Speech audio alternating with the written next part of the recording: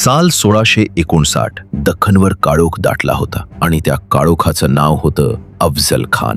बिजापूरहून निघालेला हा गर्विष्ठ सरदार स्वराज्य संपवण्याची शपथ घेऊन पुढे सरकत होता. मंदिरांची तोडफोड, गावांची जाळपोळ, निरपराधांचा संहार करत तो प्रतापगडाच्या दिशेने येत होता. पण गडाच्या दऱ्यात शांतपणे उभा होता एक सिंह, शिवाजी महाराज. भेट ठरली. प्रतापगडाच्या पायथ्याचा ऐतिहासिक क्षण साक्षी ठेवणारा तो तंबू. अट होती की दोघेही शस्त्रांशिवाय येणार. खान उंच, धिप्पाड, आत्मविश्वासानं भरलेला, महाराज शांत, सावध आणि अंतरंगात बीज दडवून ठेवलेले. खान पुढे आला, हसत मिठी मारली आणि अचानक विश्वासघातानं कट्ट्यार खुपसण्याचा प्रयत्न केला. पण महाराजांनी अंगरख्याखालील कवचामुळे वार झेलला आणि क्षणार्धात बाघनखांनी खानाच्या पोटावर जबरदस्त प्रहार केला. रक्त उडालं.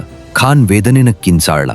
त्या किंकाया ऐकताच सय्यद बंडा तंबूत घुसला आणि महाराजांवर वार करण्यासाठी झेपावला. पण त्याच क्षणी विजेसारखा धावत आला जीवमहाला आणि एका घावात बंडाचा हात तोडून टाकला. होता जीवा म्हणून वाचला शिवा. हा क्षण इतिहासात कोरला गेला. जखमी अफजल खान तंबूतून बाहेर पडाला. स्वतःचा जीव वाचवण्यासाठी तो पालखीत बसून पळण्याचा प्रयत्न करू लागला. पण स्वराज्याच्या रणधुमाळीतून सुटका इतकी सोपी नव्हती. पुढे झेप घेत संभाजी कावजी यांनी पालखी गाठली आणि एका निर्णायक वारात खानाचं शिर धडापासून वेगळं केलं. गर्वाचा अंत झाला. अत्याचाराचं मस्तक जमिनीवर कोसळलं आणि प्रतापगडाच्या दऱ्यात हर हर महादेवचा गजर घुमला. तो फक्त एका शत्रूचा वध नव्हता, तो होता स्वराज्याच्या आत्मविश्वासाचा जन्म. अन्यायाविरुद्ध उभ्या राहिलेल्या मराठी सिंहगर्जनेचा पहिला प्रचंड नाद.